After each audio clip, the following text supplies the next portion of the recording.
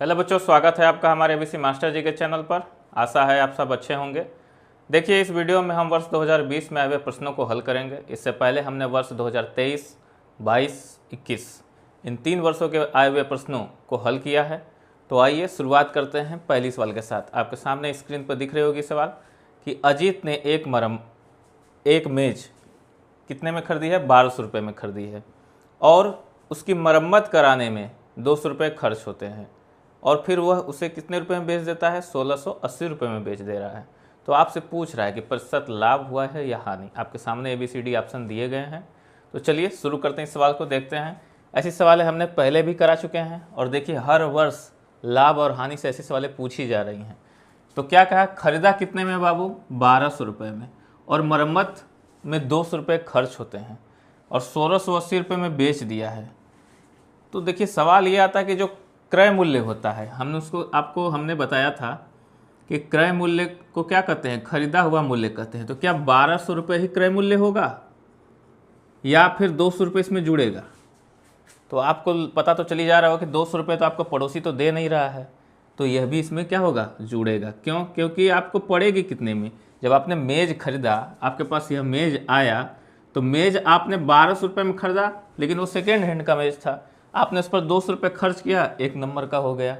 अब आपने क्या किया? इतने रुपए में खरीदा, तो आपका क्रय मूल्य 1200 नहीं रहा, 1200 प्लस 200 उन दोनों को मिलाकर हो गया। तो 1200 प्लस 200 जैसे आपने मिलाया, कितना हो गया? 1400 रुपये हो गया आपका क्रय मूल्य। बेचने वाला मूल्य बाबू क्या है? विक्रय। तो विक्रय मूल्य आपका दिया हुआ है 1680 रुपये। अब देखिए 1400 रुपये ज़्यादा है कि 1680 रुपये ज़्यादा है? तो आप देख रहे हैं कि नहीं, 1680 रुपये ज़्यादा है। इसका मतलब कि हमने ज़्यादा में बेचा है और जब ज़्यादा में बेच देंगे तो आपको क्या होगा? लाभ होगा। तो भैया लाभ हुआ है, तो लाभ कितना का हुआ है? तो लाभ हुआ आपका 1680 माइनस 1400। लाभ का फार्मूला होता है विक्रय माइनस क्रय। विक्रय मूल्य में से क्रय मूल्य घटा देंगे, कितना हो जाएगा? 1600 में 1400 गया 200 और ये 80, 280 रुपये का आपको क्या हो गया है? लाभ हो गया है। लेकिन सिर्फ लाभ नहीं पूछता है नवोदय के एग्जाम में, चाहे कंपटीशन के एग्जाम में। ये तो आपकी कक्षा 1 से 5 तक इस वाले में 3, 4, 5 में यहाँ तक रहेगा। लेकिन पूछता क्या है? प्रतिशत लाभ। पूछा है कितना लाभ हुआ है यानी कितना प्रतिशत हुआ है। तो प्रतिशत लाभ बराबर हमने आपको बताया था कि लाभ, और लाभ किस पर कंसीडर किया जाता है? बताइए। क्रय मूल्य पे। किस पे किया जाता है? क्रय मूल्य पे। तो क्रय मूल्य नीचे कर देंगे, गुणे 100। प्रतिशत है माने 100 में कैलकुलेट करना है, इसलिए 100 का गुणा हो रहा है। तो लाभ क्या हो गया बाबू? 280 रुपये रख दीजिए वैसे ही वैल्यू। क्रय मूल्य की जगह पे आप क्या रखेंगे? 1400 रुपये रखेंगे। ठीक, 1400 रुपये रख देंगे, गुणे 100। देखो डबल सोना से डबल सोना कट गया, 14 दूनी 28 और ये सोना कितना आ गया? 20। और ये किस में आएगा? परसेंटेज में, 20%। तो ऑप्शन नंबर कौन सा सही हो गया? ABCD में से देखिए 20% ऑप्शन दिया है। तो इस तरह से ये सवाल आसानी से सॉल्व हो गई। चलिए सवाल नंबर 2 पर चला जाता है। देखिए आपके आगे दिख रहा होगा स्क्रीन पे, कह रहा है कि 7 अंकों की बड़ी संख्या व 4 अंकों की छोटी संख्या का अंतर ज्ञात कीजिए। तो चलिए निकालते हैं। 7 अंकों की बड़ी से बड़ी संख्या और 4 अंकों की छोटी से छोटी संख्या में कितना अंतर है? तो आप करके निकालिए। देखिए ये सवाल भी बाबू हर बार पूछा जा रहा है, बड़ी संख्या और छोटी संख्या का योग और उनका अंतर। तो ये चीज़ें हमेशा पूछी जाएंगी, हर बार हर साल पूछा जा रहा है। बिल्कुल पक्का कर लीजिए, बड़ी संख्या लिखना, छोटी संख्या लिखना। तो कह रहा है कि 7 अंकों की बड़ी संख्या, 7 अंकों की, 2 नंबर वाली सवाल, 7 अंकों की बड़ी संख्या, ठीक है ना? बड़ी से बड़ी, सिर्फ बड़ी नहीं है, बड़ी से बड़ी संख्या। तो आपको हमने बताया था, क्या बताया था? बड़ी से बड़ी संख्या लिखने के लिए क्या करते हैं हम? जितना बार कहेगा उतने बार क्या होगा? बड़ी से बड़ी में 9 होगा। 1, 2, 3, 4, 5, 6, 7 हो गया 9। तो ये 7 अंकों की सबसे बड़ी संख्या हो गई। और फिर कह रहा है कि 4 अंकों की छोटी संख्या, 4 अंकों की छोटी से छोटी संख्या, ठीक है? छोटी से छोटी संख्या। देखिए राइटिंग बहुत अच्छी नहीं है, फिर भी आप समझ जाइएगा, थोड़ा लिखना फास्ट है। तो देखिए 4 अंकों की छोटी से छोटी संख्या क्या होगी? तो 3 जीरो होगा, 1, 2, 3 जीरो हुआ और 1। अब इसका अंतर आपको निकालना है, घटा दीजिए। कहाँ कठिन है, बहुत आसान है। आराम से 9, फिर 9, फिर 9, 9 में से 1 गया 8, फिर 3 बार 9। तो आपके सामने ऑप्शन मैच कर गया होगा। कि भाई 3 बार 9 फिर 8 फिर 3 बार 9। तो देखिए आप सब मैच किया, बिल्कुल सही है। तो इस तरह से ये सवाल भी आपकी हल हो जाती है, बहुत आसान है। चलिए अगली सवाल की तरफ चलते हैं। अगली सवाल क्या है, आइए सवाल नंबर 3 पर चलते हैं। सवाल नंबर 3 क्या है, कह रहा है कि 45, 60 और 75 का महत्तम समापवर्त तथा लघुत्तम समापवर्त का योगफल है। ठीक है ना, सवाल आपको दिख रहा होगा। 45, 60 और 75 का लसा और उसके मौसा का क्या करना है, हमें योग निकालना है।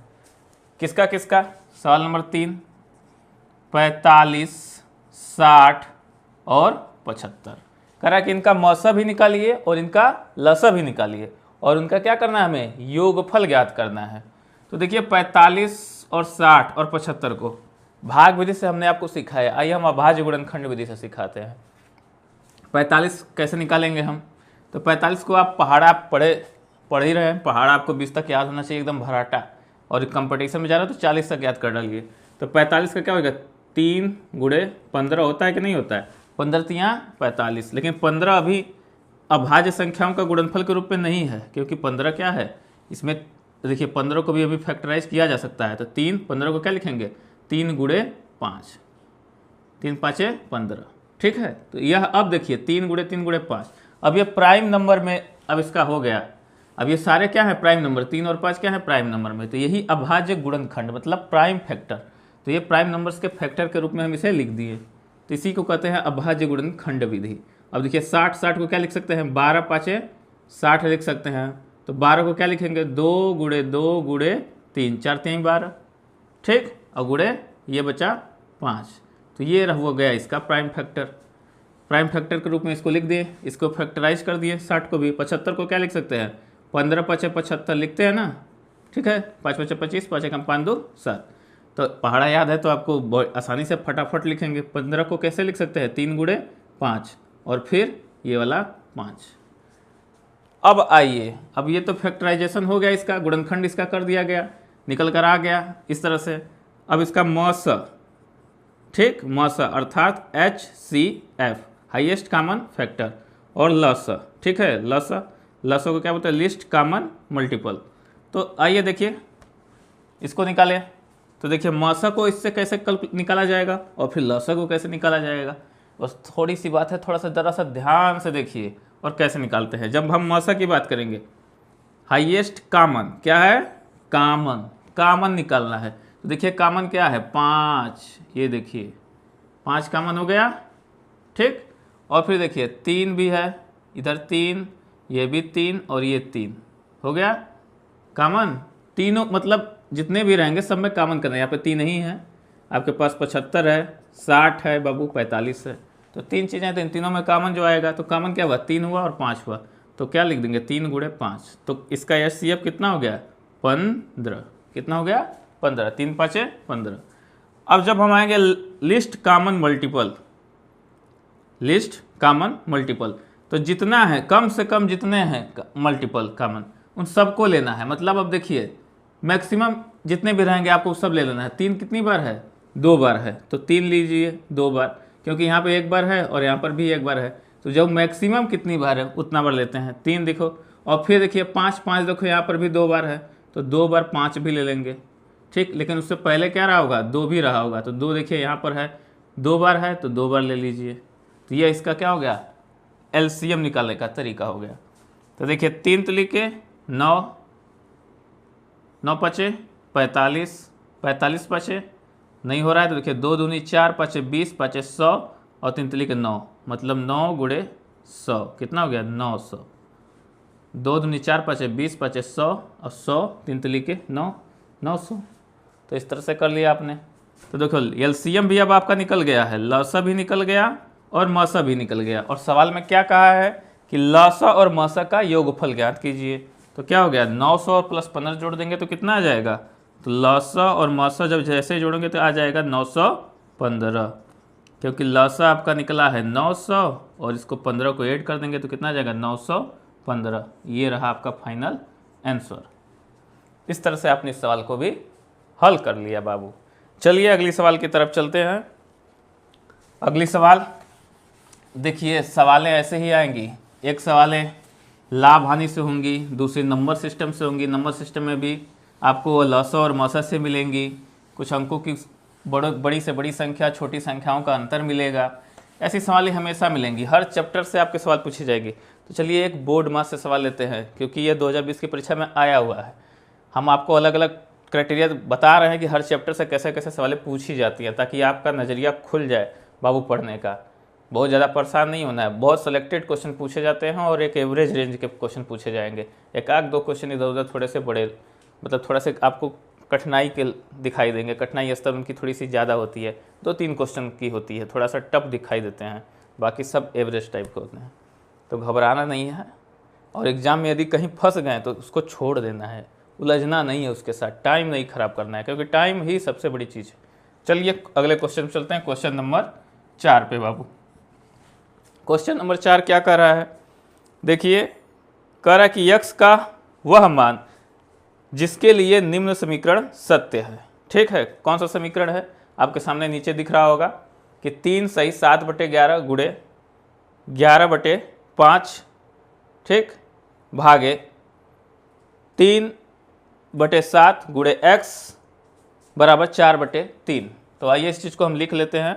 3 सही 7/11, 3 सही 7/11 गुणे 11/5, आपके सामने स्क्रीन पर दिखाई दे रहा होगा 11/5, फिर भागा है, भाग का चिन्ह है, ठीक है ना, डिवीजन का, और फिर कोष्ठ में आपका लिखा है 3/7 गुणे x बराबर 4/3, बराबर 4/3। कह रहा है कि x के किस मान के लिए यह समीकरण सत्य है। इसकी भाषा पे नहीं जाना कि समीकरण क्या है। समीकरण उसको बोलते हैं बाबू कि इधर का पक्ष, ये जो बराबर लगा है, तो इस तरफ का जो वैल्यू है और इस तरफ की वैल्यू जब बराबर हो जाती है तो क्या कहलाता है, एक समीकरण हो जाता है।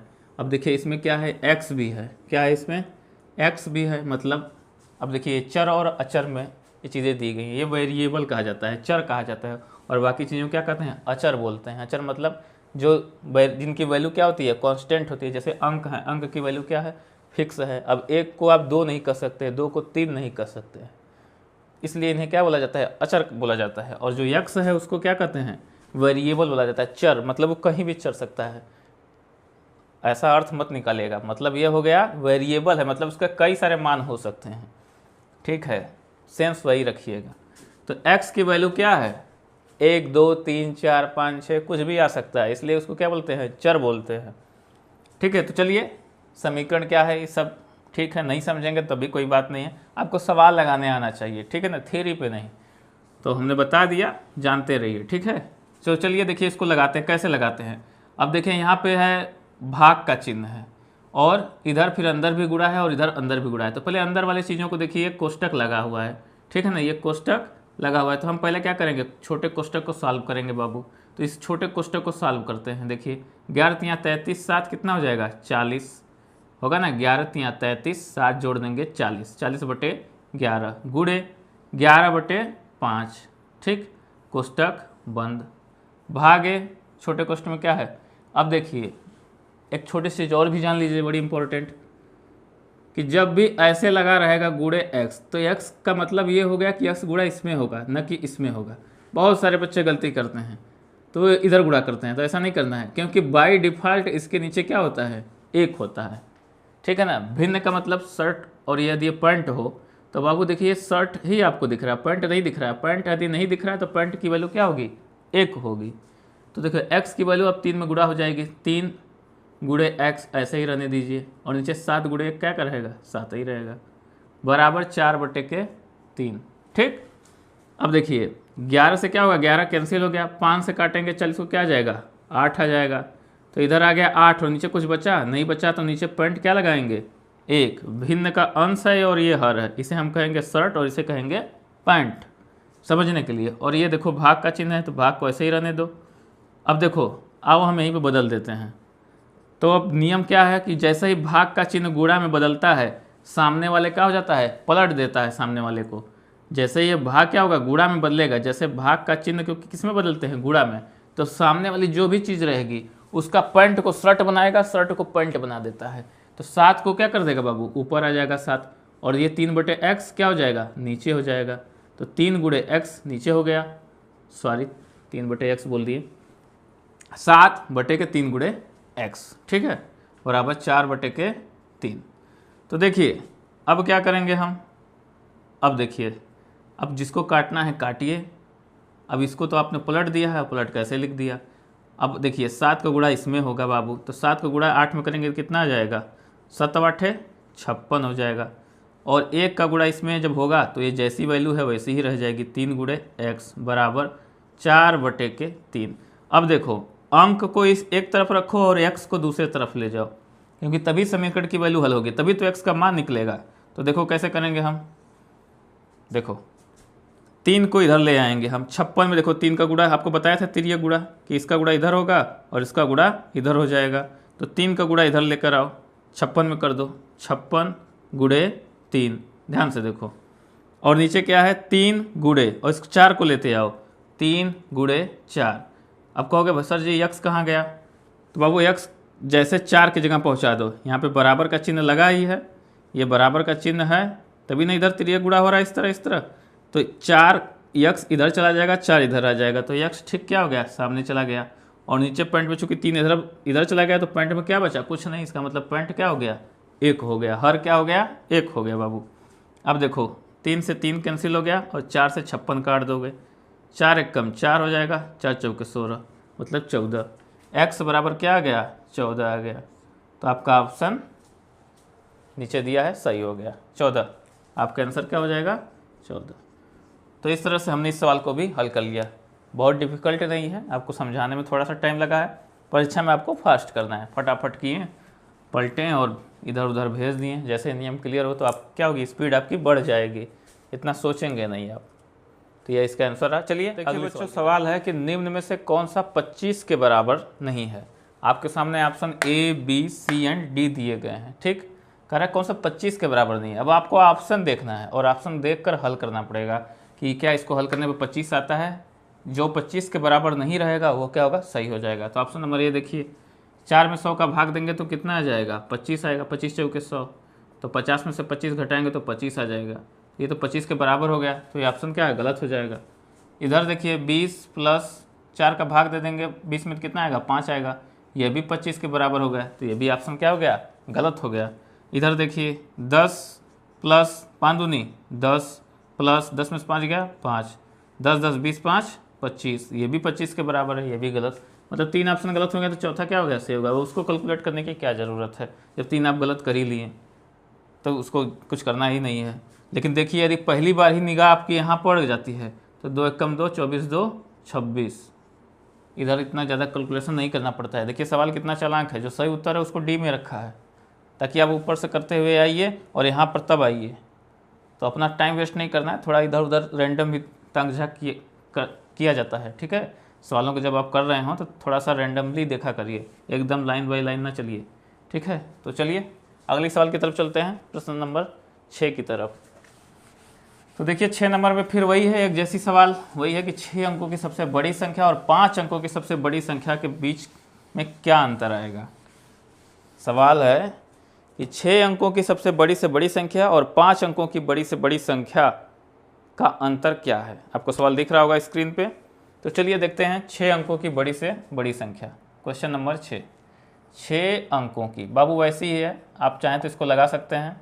6 अंकों की बड़ी से बड़ी संख्या, बड़ी से बड़ी संख्या, और फिर क्या कहा है कि 5 अंकों की, सेम कहा है 5 अंकों की बड़ी से बड़ी संख्या। तो 6 अंकों की बड़ी से बड़ी संख्या मतलब कितना नौ रहेगा, 6 नौ रहेंगे, तो 3 2 5 और 1 6, ठीक। और 5 अंकों में कितने रहेंगे, 1 2 3 4 5, अंतर निकालना है, घटा दीजिए, 0 0, 9 में से 9 गया 0, फिर 0 फिर 0 और फिर 9। बहुत आसान है, बहुत कठिन नहीं था।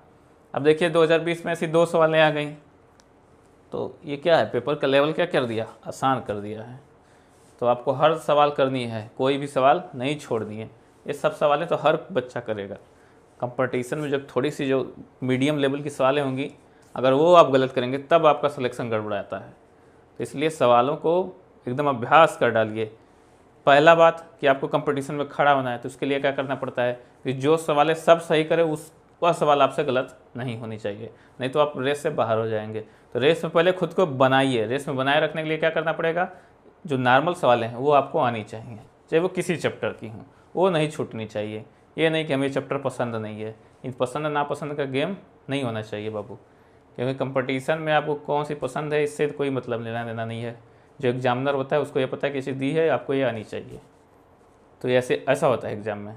तो ऐसे ही हम अगली सीरीज में आएंगे अच्छे प्रश्नों के साथ, और फिर जो बच गए हैं प्रश्न, क्योंकि 6 प्रश्न में अभी 14 प्रश्न बचे हुए हैं, तो अगले 2 पार्टों में हम उसको हल करेंगे। तब तक के लिए आप अभ्यास करिए और ऐसे ही सवालों को आप अपने चैप्टर्स में खोज कर हल करने की कोशिश कीजिए, ताकि आपकी पकड़ क्या हो, मैथ पर मजबूत हो। चलिए मिलेंगे हम अगले सीरीज में, अगले भाग इसी